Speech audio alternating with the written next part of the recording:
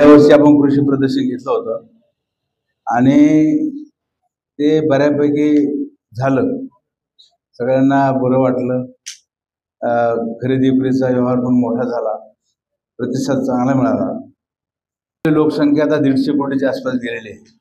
तर एवढ्या लोकांना पुरेल एवढं खाद्यधान्य आणि त्या बरोबरीच्या काही वस्तू तुटल्या पाहिजेत म्हणजे प्रयत्न केलेला आहे. आता मध्येच 10 दिवसापूर्वीच आपल्या देशाचे पंतप्रधान आणि कृषीचे तज्ज्ञ शास्त्रज्ञ यांची दिल्लीत बैठक झाली आणि त्या बैठकीमध्ये काही नवीन आधुनिक बी बियाणं शोधलेलं आहे. 101 नवीन बी बियाणं शोधलेलं आहे. ते बियाणं असं आहे की कमी पावसावर पीक येईल, शिवाय त्याचं यील्ड जादा राहील, उतारा जास्त असेल. ऊस जर आता 60 टन एकरी निघतो तर तो 100 टन निघेल, किंवा तुरीचं पीक जर 15 क्विंटल होत असेल ते 25 क्विंटल होईल. मूग, तूर, डाळ सर्व प्रकारच्या पिकाच्या उत्पादनामध्ये वाढ होईल. कारण शेवटी जमीन तेवढीच राहणार आहे, लोकसंख्या वाढत राहणार आहे आणि त्यांना पुरेल एवढं धान्य पिकवावं लागणार आहे. म्हणून आपल्या राज्यातले आणि देशातले शेतकरी एवढं धान्य पिकवतात की आपण आता धान्य निर्यात करतो. भारतातून मोठ्या प्रमाणामध्ये जगातल्या अर्ध्या देशामध्ये म्हणजे 100 देशामध्ये आपलं अन्नधान्य जातं. आपण ते विकतो. काही गरीब देशांना आपण मोफत धान्य देतो आणि भारतातल्या दारिद्र्यरेषेखालील लोकांना सर्वांना म्हणजे 81 कोटी लोकांना भारत सरकार मोफत धान्य देतं. त्याचा पाठीमागचा हेतू असा आहे की हे मोफत धान्य म्हणजे लोकांचं आरोग्य चांगलं राहावं. हे धान्य जर ठराविक काळामध्ये वापरलं गेलं नाही तरी खराब होतं, नासून जातं आणि मग अत्यल्प दरामध्ये किंवा मोफत हे धान्य शेतकऱ्यापर्यंत, शेतमजुरापर्यंत, गावातल्या आमच्या दलित बांधवापर्यंत जो कोणी हे धान्य घेण्यासाठी पात्र आहे त्या सर्वांना धान्य दिलं जावं आणि ते दिलं जातं. मागच्या महिन्यात थोडा प्रॉब्लेम आला, काय सर्व्हर खराब झालं होतं.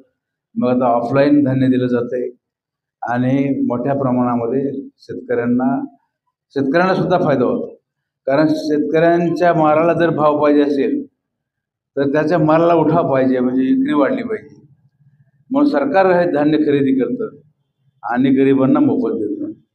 ही चैन बरी आहे, परंतु तरीसुद्धा कृषी प्रदर्शनाच्या माध्यमातून आणखी म्हणजे समजा दुधाचा व्यवसाय आहे, मग आपली एक गाय किती 20 लिटर दूध देते, होस्टेन आहे, म्हैस 10 लिटर देते, वीर गाय 8 लिटर देते.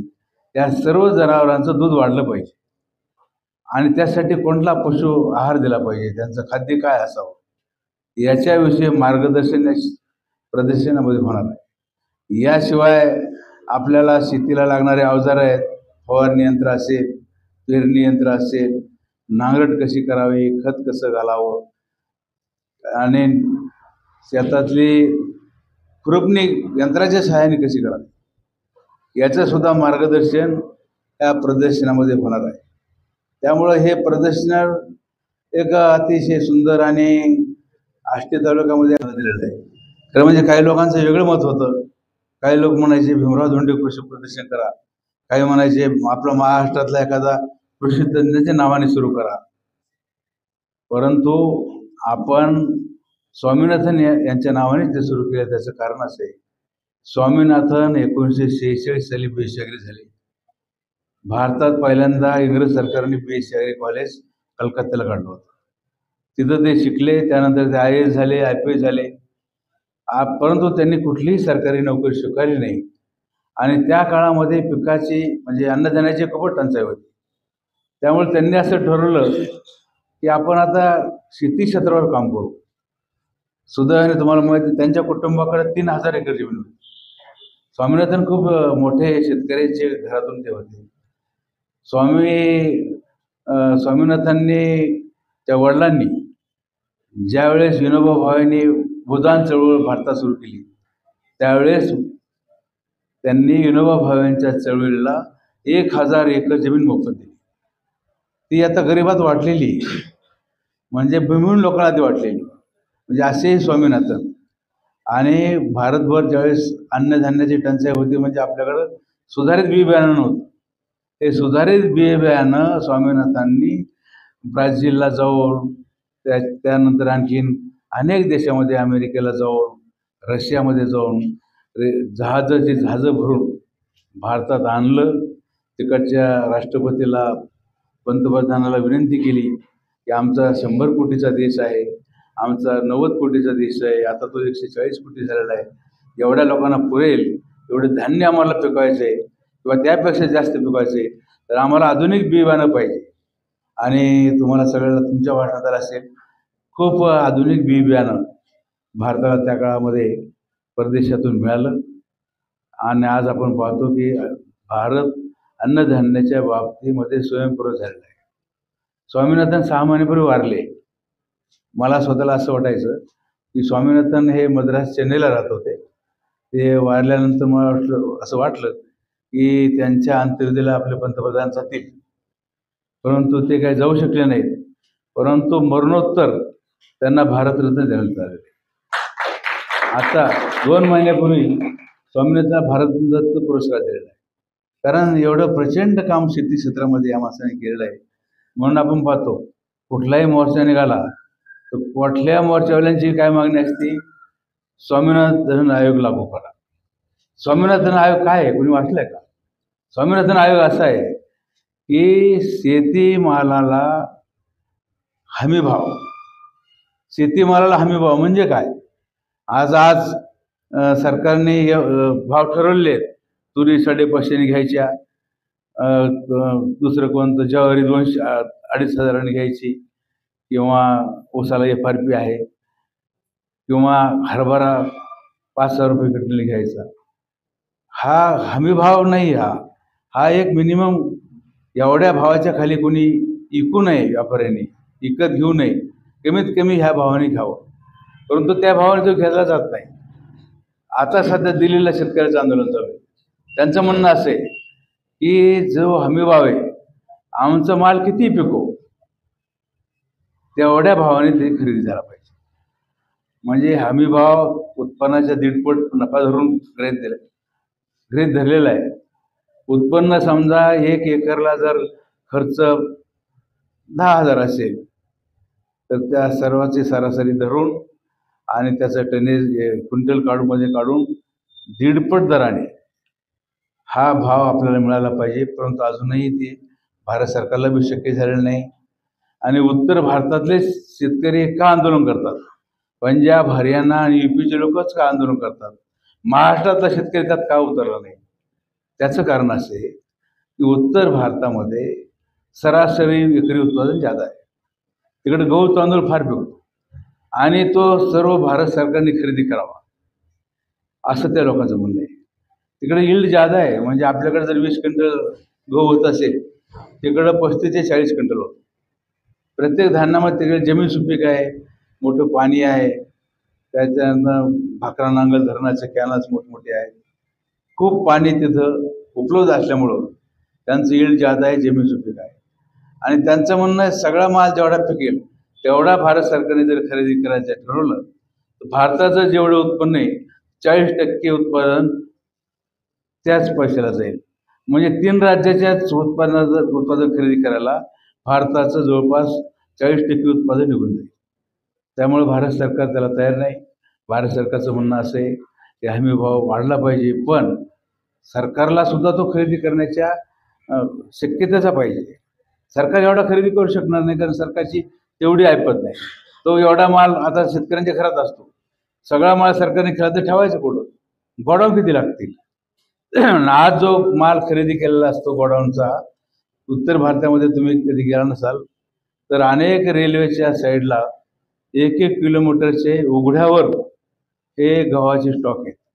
पावसात भिजून जातात, कुजून जातात आणि मग ते पशुखाद्यामध्ये वापरले जातात. त्याचा फायदा कोणालाच होत नाही. आणि म्हणून 80 कोटी लोकांना मोफत धान्य देण्याचं हे कारण आहे की असं धान्य खराब होण्यापेक्षा कोणाच्या तरी गरिबांच्या पोटात ते गेलं पाहिजे. ते जात आहे. मित्रांनो, विषय भरपूर आहेत.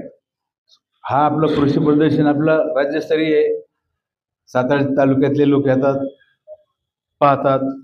आपापल्या शेतीमध्ये सुधारणा करण्याचा प्रयत्न करतात. मागच्या वेळेस कांद्यावर लेक्चर ठेवलं होतं आपण, बाबासाहेब विसरोचं कांद्यावर लेक्चर झालं. तर यावर्षी मला असं वाटतं की आपला खरीप हंगाम जो आहे, खरीप पिकं जी आहेत, विशेषतः आपल्याकडे सोयाबीन फार, तर सोयाबीनातला एखादा तज्ज्ञ कोणी असेल, आरसूळ तज्ज्ञ, सोयाबीनमध्ये कोणी तज्ज्ञ असेल तर त्याला बोलवा. कृषी बाहेरचा नसेल तर कृषी विद्यापीठातला एखादा बोलवा. तो जर आपल्या शेतकऱ्यासमोर भाषण करेल. त्याचबरोबर पीक काढल्यानंतर त्याची राखण कशी करायची, तो साठवायचा कसा, कांदा चाळीत कांदा आपण ठेवतो, तो अर्धा सोडून जातो, तो मॅक्झिमम कसा चांगला राहील. किंवा आपल्या भागामध्ये लाल कांदा पिकतो, पांढऱ्या कांद्याचं आपण उत्पादन का घेत नाही?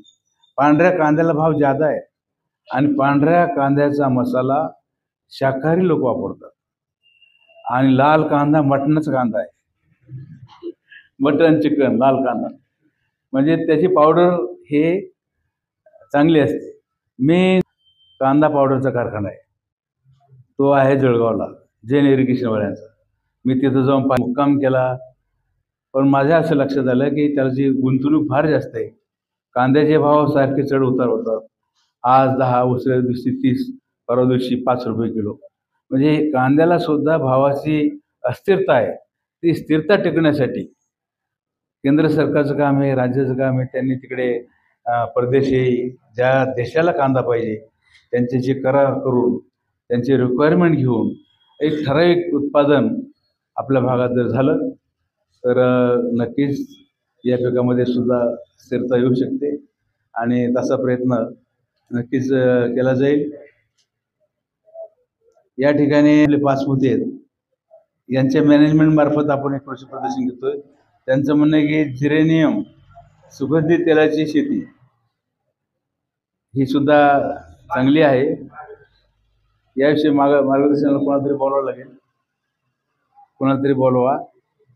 त्याचं काय आहे, आता ऊस 25 वर्षापासून काही लोक म्हणतात माझा 100 ठिकाणी निघाला आहे, पण आमचा कधी 60 टनाची वर गेलाच नाही. पण आमची जमिनी बी भारी आहेत, असं काय नाही, शेती चांगली करतो आपण लोक, परंतु येल्ड तसं येत नाही. नवीन जाती, ऊसाची जात अशी यायला पाहिजे, कशी की ज्याला पाणी कमी लागेल, ज्याची जाडी किती असेल, रूम एवढी असेल, असं बेन शोधलं पाहिजे की जो चांगला एवढा रुंद 30 फूट उंच आणि एका सरीमध्ये ऊसाला ऊस लागून म्हणजे एका कोयत्याने थोडं जर काढलं तर एक मोठी मुळी तयार झाली पाहिजे आणि ती 4-5 माणसाला उचलावं लागली पाहिजे. 30 फूट लांबीचं 25 ऊसाचं जर एक मुळी बांधली एका माणसाला